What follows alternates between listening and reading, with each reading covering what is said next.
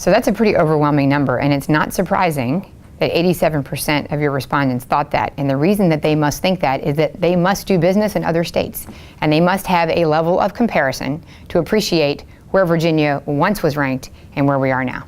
So just before I get on to the how to fix it, the fundamental piece that I think people need to appreciate, and actually don't appreciate how bad it is that we've now dropped to 33rd in terms of tax climate in the country. And we're talking about Virginia that has this amazing infrastructure, a great workforce. We've got the port, we have all these great opportunities, and we are driving businesses out because of our poor tax climate. And because we have just looked the other way and rested on our laurels and said, hey, we're the best place to start a business. We've been ranked #1.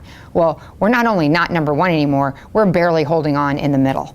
And so if you consider that we have not actually undertaken any real tax reform in two generations, it's been since 1972 that we've even changed the fundamental tax brackets.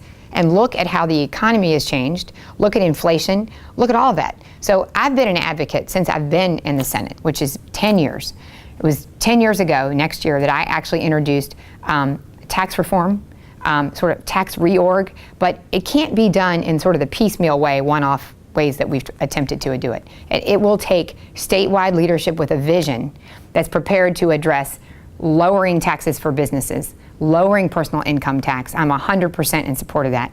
And thinking about ways that you can reduce the burden, like on BPOL and machinery and tools. Those are terrible. They are terrible for our tax climate in Virginia, and they're terrible for small business. And people say, oh, okay, well, show me how that's gonna work. Show me how to pay for it. Well, I happen to be a legislator who gets it and cares enough that if you're going to put something forward that's real, you got to be able to deliver. And I have served on the Finance Committee in Virginia and have introduced the legislation to reduce the business tax, and I had a plan for how to pay for it, that you buy it down year after year, and my plan would have actually reproduced what North Carolina has done, and North Carolina has done very successfully. They've taken their business tax from 6% to 3%, and it's now about to be 0%.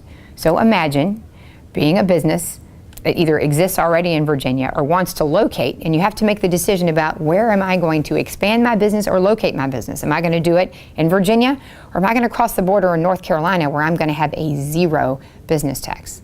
So those are all things that are absolutely critical. We can't talk about in a meaningful way any of the other things that we're talking about in these chamber questions, like K-12 and economic development and marketing Virginia globally and expanding our port and all of those things.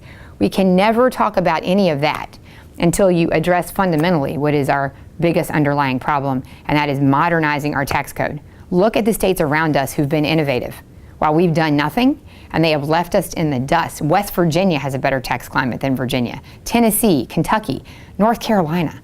So, I have to just say, as a proud Virginian who started a business in Virginia and who has lived here forever and who has a family that started a business in Virginia and continues to invest here, it actually makes me very sad to see the great Commonwealth just sit by on the sidelines while everybody else is just leaving us in the dust because we refuse to actually buckle down and modernize. The way we do property taxes, the way everything is based on property, is also incredibly arcane and incredibly inefficient.